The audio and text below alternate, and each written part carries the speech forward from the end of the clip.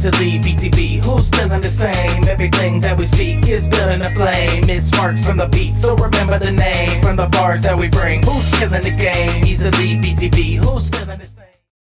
All right, guys, welcome to another episode of the Bring the Bars podcast. We're back finally with the producer of the year winner, Gen X. How you doing, man? Hey, man, how's it going, dude? Doing good. How have you been? Man, things been busy, man. Things been busy. Yeah, for sure. First, what we do, you're new to this show, so just introduce yourself for everybody. Let them know the kind of music you make and how they can find you, what platforms, all that fun stuff. All right, my name's Gen X, aka Gen X Beats. Producer, beat maker, been doing it for about 5 years now. Originally first produced my first song when I was 16 years old, and then I took a 10-year hiatus pretty well. And you can find all my music, Spotify, Gen X Beats, YouTube is Gen X, Facebook is Gen X as well. Yeah, man, that's pretty well it. Perfect. And let's kick off. I like going back to the past. So growing up, what kind of music was played around in your household? Was it hip hop? Was it rock? What kind of music was always going around your household? So the music in the household was originally rock and country. So I kind of grew up on that, and I kind of grew sick of it. So I kind of went my own route, and then I found like EDM music, and then EDM kind of introduced me to hip hop because a lot of the hip hop and EDM people back in the days were doing a lot of collaboration stuff like that. So the way that my whole character is built around is EDM and hip hop and stuff like that. So I like doing multi genres just because change is nice. But what I focus on is hip hop and EDM. So what was the first thing you remember hearing of hip hop or EDM that made you like fall in love with the genre? An artist or a song? It's like Cinema. Cinema. I can't remember who does it. Benny Benassi, I think. That really introduced me to the EDM, and then Shady and Snoop, man, Dr. Dre, back in the 90s. That's what really got me into the hip hop. Shady's comedic kind of style really triggered something in my head, and I kind of like doing that stuff too every once in a blue moon. Not all the time there, but yeah, you get me. I find I was able to tell that was going to be your influence from a lot of ad libs you do on especially on the put on and stuff. You're just having fun with it, and I love hearing that. Love it, man. Love it. Love making people laugh, right? So as long as I could release some of that dopamine within my music, it's a win for me, right? Yeah, exactly. And it's so rare I get to talk to somebody not only from Canada, but you literally live an hour away from where I grew up. Yeah, so wasn't that far. And I wanted to ask you, because I know North Bay is where I'm from, you're Sudbury, and our hip hop scene wasn't really that good, to be honest. Like it's more old school rock for the North Bay, but like how is the Sudbury hip hop scene growing up, and how is it now? Growing up, it was great. It was actually really, really good. It was really popular back then. And then like myself, it kind of took a hiatus. Nobody was really doing anything, and the things that were being done were promoted properly, so nobody knew about them. But today, right now, it's booming, man. It's booming. It's crazy the amount of shows that always go on here lately. I'm just like, this is awesome, man. It makes for like it's a good scene for me to go out and make all those relationships and get to meet new artists and stuff like that, kind of grow in locally in the city, though that's not the main goal. The main goal for me is worldwide, but let's just start small, right? Yeah, exactly. And yeah, because you're saying that, and I went and saw Chris Webby not too long ago, and one of his stops was in Sudbury, but no North Bay stop, so it shows right there. And if I'm correct, like they're pretty much the same size as city, but North Bay is just such an old rock crowd that it was hard to get any open mic for hip hop or anything there, man. Yeah, I totally agree with that. Yeah, but I see it with Sudbury and the artists going by. You guys even get good performances there, good performers. Yeah. And we were talking a little bit earlier about you're an engineer, a producer, an artist, a lyricist. You're everything wrapped into one. And you said about producing your first song at like 16. Is that what came first? Was the production side of it? It was both. So I made the beat. Just a couple of my homies, at my buddy's house, partying, and we say, hey man, like let's try it. and we went out and we made our first song. It's called Gangsta Weed. And it was real synthy type basses, really badly mixed, terrible engineering. But hey, man, like that song got 3K views in 30 days. So, I mean, high school popularity really kicked off then. Yeah, big time. I remember Yeah. everybody sharing little mixtapes around in my high school Yeah. too, man. It's Yeah. crazy because I grew up in like more of the freestyling crowd, like the lyric aspect, and the way you're describing it, it's kind of like you freestyled with your friends with beats. You guys Pretty just much. just Pretty throwing much. shit Yeah. together. Yeah, Yeah. Yeah. yeah, that's awesome. And you heard about the BTB group from MP Productions, I'm assuming, right? Or RAP? Yeah. Yeah, RAP introduced me to the group, and I was very thankful because look at what's happened now, right? Like it's I would amazing. have never, even when RAP invited you a couple years ago, I never would have expected it's where it's at today. That's for Me damn neither, yeah. sure. It was such a small group back in the day, and Yeah, people weren't too engaging, but now it's like you post something, man, you're getting engagement on the page. real And engagement too. Yeah, honestly, BTB is the page that every artist, producer, whoever musically is looking for, because I've been in all these other groups. I've left recently because you post something and it just stays null yeah. forever, and you might get a like here and there, but it doesn't help, right? Like this community is the community that I've been looking for the last 5 years, like Yeah, and the thing with it is you have to know how to use it as well. of course, yeah. If you're just a guy who hops in, drops some shit, takes off, you don't get to know anybody. No one's gonna give a shit what you post in the long run, right? Because you Yeah, got to get yeah, to know the exactly. people. Yeah, That's yeah. the thing. But I was bringing up MP Productions because how did that whole collaboration with you and them come about? I don't even really know.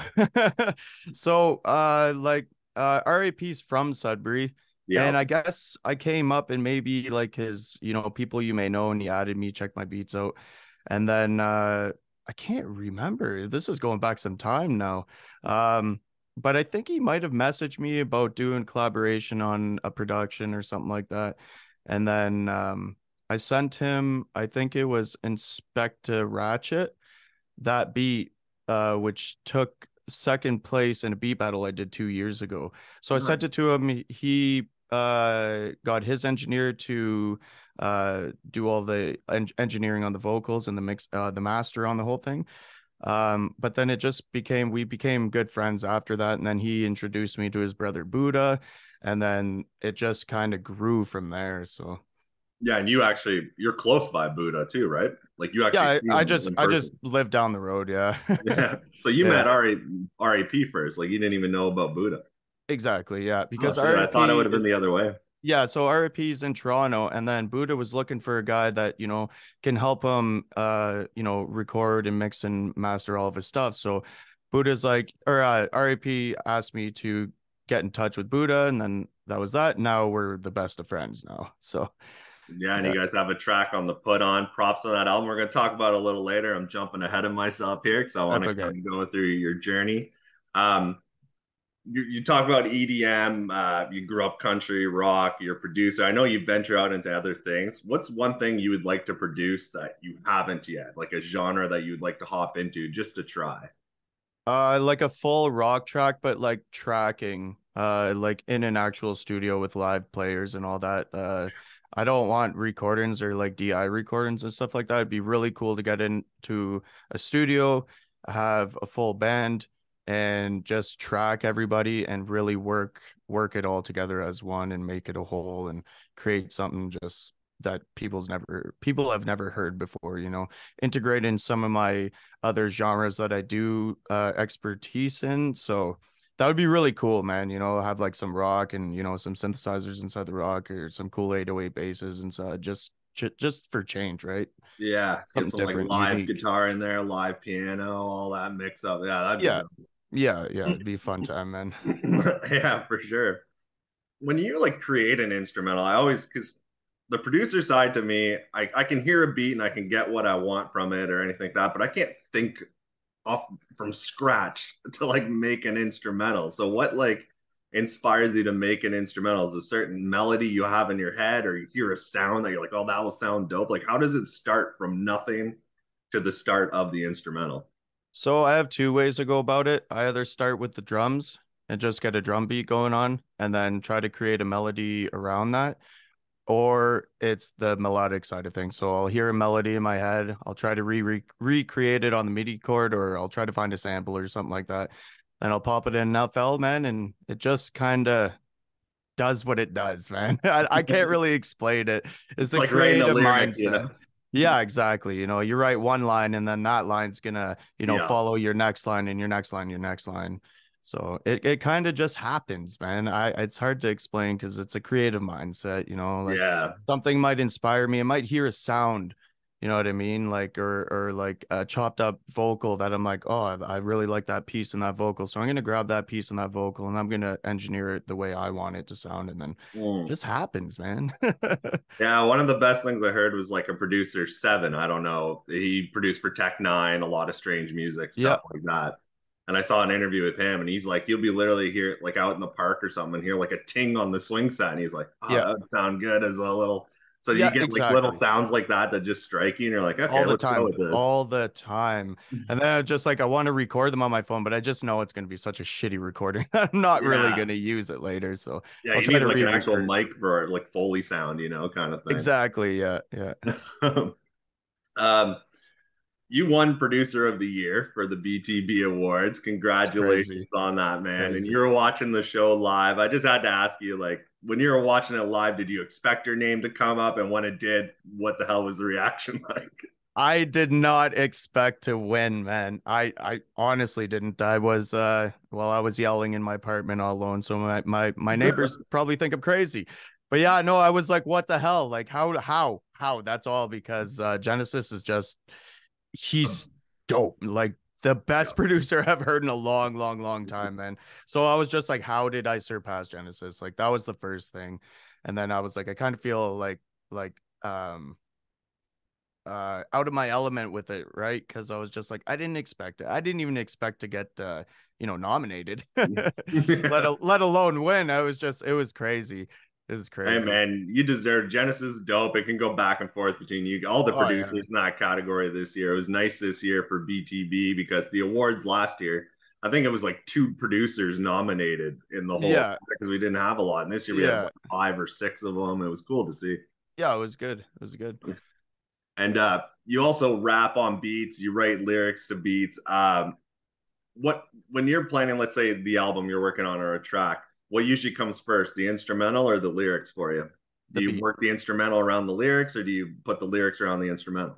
So I build the beat. I'll build like something basic, and then I'll start writing to it. And as I'm writing, I'll be composing the beat as I want it to, just because I don't want it to be like just a simple song, right? I try to incorporate everything that I can inside the beat that to match the lyrics as well. So like chopping out the drums, or fading out my melody, or bit crushing it or something like that. So it always starts with the beat, then I start writing, and as I'm recording is when I'll start messing with the beat, tweaking the beat. Yeah, it's a cool process, but it's hella long. That's so good, man. That's so like jealousy on my end, because I wish I can do that sometimes. You have this idea, and I will get dope instrumentals, but I mean, you get this sometimes little thing where you're like, oh, I wish I can switch just a little bit at this one part, and you have the power to do that. So exactly props to you, man. Thanks. And we're gonna get into it. The Put On, the link will be in the description of this video as well for anybody who wants to check it out. Dope project, man. Dope features, dope production. You did it all from scratch.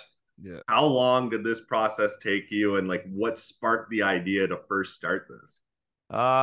So the big thing around my brand is helping other people out and supporting others. So I had an idea in my head where I just wanted to make like a various artist album. The album was originally supposed to be 12 tracks long, but the features never got in quick enough to me. So it happens. Yeah. So I have to dump them as singles after the fact, which is not a big deal. It's cool. But yeah, that idea first came up in November of 2022. So I started making the beats in December 2022, and then I pretty well had all the beats ready to go for February, and then we started recording from February until I think it was the mid-May And then no, it was the beginning of May, and then I released for June 9th. And you're saying how you're kind of making it as a feature collaboration. You have a couple solo ones on it though. I do, know, yeah. Kush Clouds, I think, right? And then Weather. It's so dope. Yeah. So when you're like planning to make, let's say, Two Steps Forward, RAPs on it, part of the group, did you make the beat and knowing that he was going to be on it? Like, do you kind of tweak it towards what artist you're working with or you plan to work with on that beat? No, I just made the beat, got the hook down, and then I sent it out to a few artists, and then RAP is the one who grabbed it. So we went with RAP because it's his style, right? So he's like, hell yeah, man, this is awesome. I'm so game for this. I'm like, okay.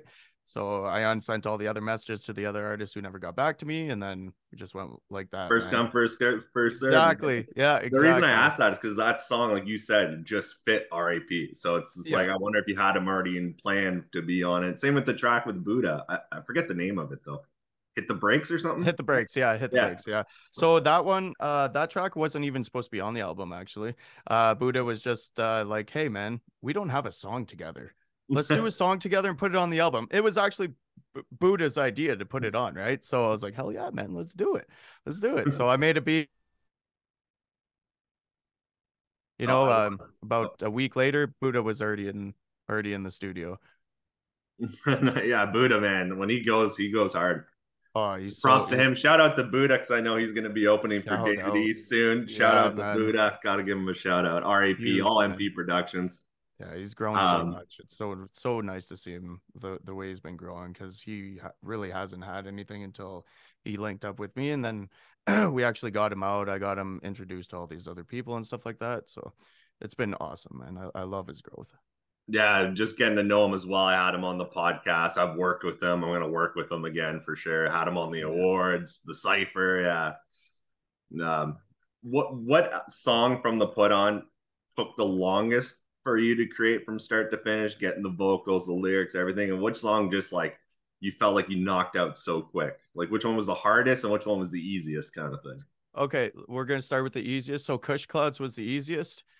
That actually just came off the top sort of thing. A lot of the vocals in that are just like freestyled, and then I wrote to you know whatever I had to fill in. And the Put On was actually the hardest song for me to compose, because Ronan is a very, very talented artist here. He's one of the guys that I grew up listening to as a local. And that song took like 3 months to do with him. We're just going back and forth with ideas and, you know, what we should do for the hook, this and that, the drums, everything, man. It was tough. It was definitely tough. But yeah, that's got to be the hardest one. The Put On, it's a 5-minute song. It's long as hell. He just went all out with like 32 bars, and then I do 16 and 16 at the end. It was really cool. I love that song. And it's funny you picked that one because I messaged you the other day saying that was my favorite off the album. You can tell to work that one into it for sure.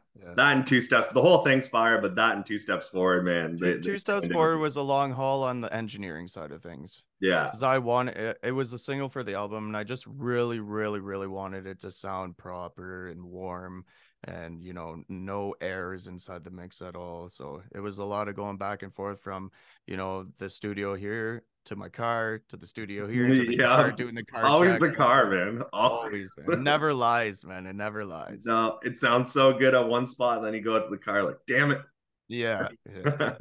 So I'm mixing everything on my end too, but not producing the beat. And that your second verse on that, man, you murdered that verse. That was insane. I got to give you your props and your flowers right now, because I can honestly say that's one of my like favorite verses. What you did on that second verse, the up and down, the melody you put into it, you just sound like you're having fun. You're rapping your ass off, man. That was dope. Thanks, man. So I give you your flowers for that one, man. Thank you. This is a question I've actually been asking more recently on the podcast for people. If you were to put together like a Gen X greatest hits album, what would be 3 or 4 tracks that you'd make sure would be on that album, even if you're not rapping on it, but you produce the instrumental? What are 3 or 4 that stand out to you that you'd put on that greatest hits album? So 2 Steps Forward, Same OG, Let's Go, and We Do It for the Passion. Those are my all-time favorite songs of mine, man. I love all those songs. Just amazing. A couple I don't even remember if I heard from you or whatever, but who's on Some of those those. songs? So Same OG is featuring Renaissance. He's actually a rock artist, hip hop artist from Ottawa. We do a lot of work together. He actually manages a lot of my music for me, tell me what's shit and what's not. He's like my second opinion, right, when it comes to music, because he's been doing it for 20 something years. And Let's Go is just me. I remember that one. Yeah, that's just like an EDM, club track, one of the trying first to. songs I think I've ever heard from you, to be honest. Yeah. And Two Steps Forward is RIP, obviously. And then We Do It for the Passions with Jessie. She's just an amazing battle artist down in Niagara. And shout out to Jessie, man, because that girl could put down bars, man, easily, like just like that. It's crazy. Yeah. What do you do when you hit I get for writing lyrics of writer's block, you get that sometimes, but like for a producer, do you get like production block? Like, and how do you get out of it to kind of snap you back in? I just come into the studio, man, turn on the MIDI keyboard, open up a plugin and start playing, man. Start playing, and then I'll find a key. And then with that key, what I'll do is I'll turn the mic on, put auto tune on it, and just start singing away while I'm playing on the in the key. Just to create something, like something like, oh, this will sound cool, if an artist does this on it. So then I'll start creating the beat around that. And what about on the opposite side of it? If you get writer's block writing lyrics, how do you Oh, usually try to snap yourself out of that? I just wait. I wait. So if I get writer's block, it's usually because of something in my life is happening. I'm a little too stressed, or I may not be eating right or sleeping right. So I usually just wait a couple days, weeks, a week, I can't really tell. And then I just come back to it. I put the beat back on, I start, rehearsing what I do have written down, and then it just comes. Yeah, it's so true. Yeah. You got to step away, man. Sometimes I have to Yeah, do it as yeah. well. I take big breaks in between albums and projects just because I have Yeah. to redeem myself. I'll jot little lines in my phone or something, Yeah. So and what I like to tell people when they're like, what do I do? What do I do? You can't do nothing really. You could try, but you can't force it, because there's no timeline on creativity. It's yeah, either it's there or it's not. You know what I mean? So yeah, that's why, like, when I do exclusives for some people, like I might get like half the beat done, but then I can't get the rest done because I'm having my own block. You know what I mean? So it's just like, or I'm tired, or and then I get back to the artist, like, hey man, I know it's taking a little bit there, but there's no timeline creativity. I'll get back to it when I'm feeling it again, and yeah. it's usually only a day or two. It's nothing huge. Yeah, that's always a good way. And you never also know what's going to happen to you in life that might just spark an idea. Like if you wait a week, Exactly. something can happen in that week, good or bad, that can go into a song or a verse or whatever it is. Yeah, of course, of course. And a lot of us BTB, we're all independent underground artists. We all have jobs, we all have families, everything on the side. How do you find a balance between everything? How do you fit time for your music? Because you're a family guy as well. You work full time. How do you fit it all in? It's tough. It's Yeah. tough, man. It's all about hard work, man. At the end of the day, it's all hard work. Like I work 7 to 3:30. I come home, I eat, I shower, and then I usually hop in the studio around 5, and I'll be in the studio till like 8 or 9.